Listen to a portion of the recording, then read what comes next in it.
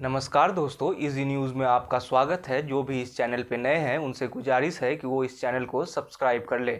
आज हम बात करेंगे रूस और यूक्रेन के बीच जारी युद्ध के बारे में। रूस और यूक्रेन के बीच जारी युद्ध के 8 दिन हो गए हैं। 8 दिन में रूस ने यूक्रेन के कई शहरों पर कब्जा कर लिया है। लेकिन सवाल ये है कि आखिर रूस ने यूक्रेन पर हमला क्यों किया है।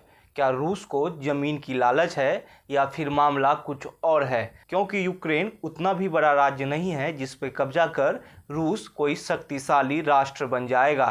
तो फिर रूस ने इस छोटे से देश पर हमला क्यों किया? इसकी कहानी सोवियत संघ के विघटन से जुड़ती है। जब 90 के दशक में सोवियत संघ खत्म हुआ तो फिर रूस एक शक्तिशाली राष्ट्र के रूप में उभरा। लेकिन सोवियत संघ से देशों के अलग हो जाने के कारण पश्चिमी देशों का प्रभुत्व विश्व पटल पर दिखने लगा। पश्चिमी देशों के प्रभुत्व को देखते हुए ही रूस ने सोवियत संघ वाले देशों के साथ अपने संबंध बनाने शुरू किए। लेकिन यूरोपियन यूनियन ने उन देशों को अपने साथ मिला लिया। और रूस के लिए सबसे बड़ी संकट ये थी कि अमेरिका और यूरोपियन यूनियन के देश उसके चारों तरफ बैठे हुए थे, जिसे रूस अपने सुरक्षा के लिए खतरा मान रहा था। लेकिन सवाल हम घूमकर उसी युद्ध के बारे में आते हैं कि आखिर रूस ने यूक्रेन पर हमला क्यों किया था। अगर रूस के इतिहास को देखें तो सोवियत संघ के विघटन के बाद हर 6 से 7 साल के बाद किसी न किसी देश पर रूस कब्जा करता रहा है। 2014 में रूस ने क्रीमिया पे कब्जा किया था। उसके बाद से ही इस बात की आशंका जताई जा रही थी कि अगला नंबर यूक्रेन का हो सकता है। लेकिन 2014 तक यूक्रेन में ऐसे शासक थे जो रूस के समर्थन से वहां राज चलाते थे। 2010 में यूक्रेन के राष्ट्रपति बने विक्टर यानुकोविच, जो रूस के समर्थित माने जाते थे।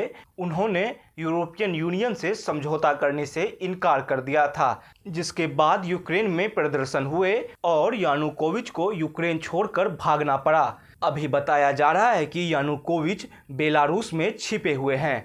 मतलब कि 2014 के बाद यूक्रेन में ये बातें समझी जाने लगी थी कि जो भी यूक्रेन में राज करेगा उसे यूरोपियन यूनियन को साथ लेकर चलना पड़ेगा। मतलब कि रसिया समर्थित जो भी शासक होंगे उसे यूक्रेन में विरोध का सामना करना पड़ेगा।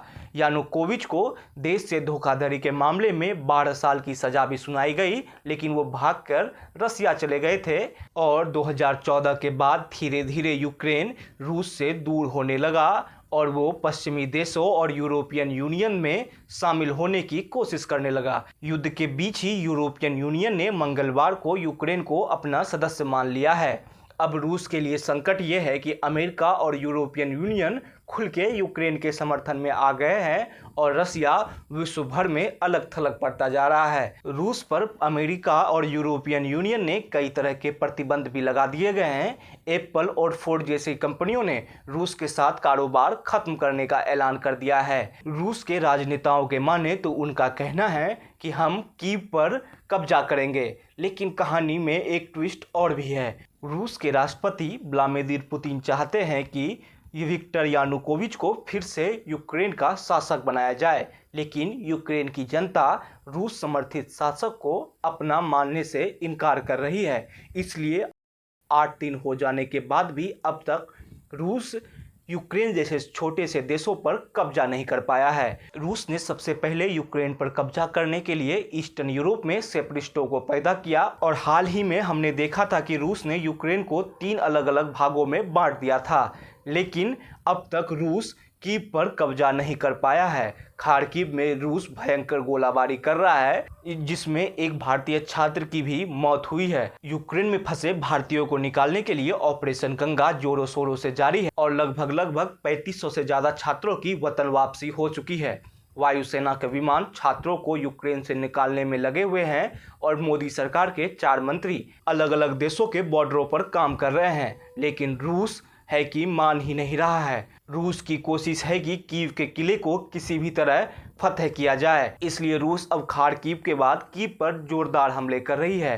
टीवी टावर को ध्वस्त कर दिए गए हैं। अब देखना ये होगा कि अमेरिका और यूरोपियन यूनियन के साथ यूक्रेन कब तक रूस का सामना करता है, क्योंकि पुतिन का पहला और आखिरी मकसद यही है कि कीव पर कब्जा कर विक्टर यानुकोविच को फिर से यूक्रेन का शासक बनाया जाए, ताकि यूक्रेन रसिया के समर्थन में रहे और हमेशा रसिया के इशारे पे ही यूक्रेन काम करे, क्योंकि पुतिन कभी भी ये बर्दाश्त नहीं कर सकते हैं कि यूक्रेन जैसा देश नाटो के साथ चले जाए और नाटो के सैनिक रूस के सीमा पर आकर बैठ जाए, क्योंकि रूस को सबसे बड़ा खतरा नाटो से ही है। ये वीडियो आपको कैसा लगा हमें ज़रूर बताइएगा। साथ ही साथ इस वीडियो को लाइक और शेयर करना ना भूलें।